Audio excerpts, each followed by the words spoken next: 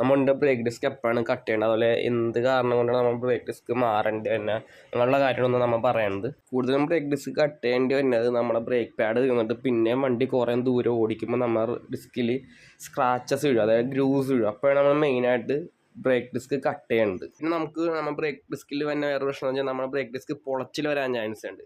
അതായത് പൊളഞ്ഞ് ഇറങ്ങും. അതായത് നമുക്ക് അങ്ങനെ പൊളഞ്ഞ് ഇറങ്ങുന്ന സമയത്ത് നമുക്ക് ബ്രേക്ക് കിട്ടുമ്പോഴേക്കും നമുക്ക് ഫീൽ ആവും, ഒന്നുമില്ലെങ്കിൽ ചെറിയ സൗണ്ട് ഇല്ലെങ്കിൽ നമുക്ക് പെഡൽ ഇതാണോ അല്ലെ എന്തെങ്കിലുമൊക്കെ തോന്നും. അപ്പോഴാണ് പിന്നീട് നമ്മൾ ബ്രേക്ക് ഡിസ്ക് കട്ട് ചെയ്യണത്. നമ്മുടെ ബ്രേക്ക് ഡിസ്ക് എപ്പോഴും മാറണമെന്ന് വെച്ചാൽ നമ്മളിപ്പോൾ ലേത്തി കൊടുത്ത് നമ്മൾ കട്ട് ചെയ്യാൻ കൊടുക്കുമ്പോഴേക്കും ആ കട്ട് ചെയ്യുമ്പോൾ നമുക്ക് ആ കനം, അതായത് നമുക്ക് വേണ്ട കനം ബ്രേക്ക് ഡിസ്കിന് കിട്ടിയില്ലെങ്കിൽ നമ്മൾ ആ റോട്ടർ മാറ്റിക്കളയും. എന്ന് വെച്ചാൽ പിന്നെ കട്ട് ചെയ്ത് തീരെ നൈസായി കഴിഞ്ഞാൽ ബ്രേക്ക് കട്ട് ചെയ്യുമ്പോൾ റോട്ടർ പൊട്ടിപ്പോകാനും അങ്ങനെയുള്ള കാര്യങ്ങളൊക്കെ അപകടം ഉണ്ടാകാൻ ചാൻസ് ഉള്ളതാണ്.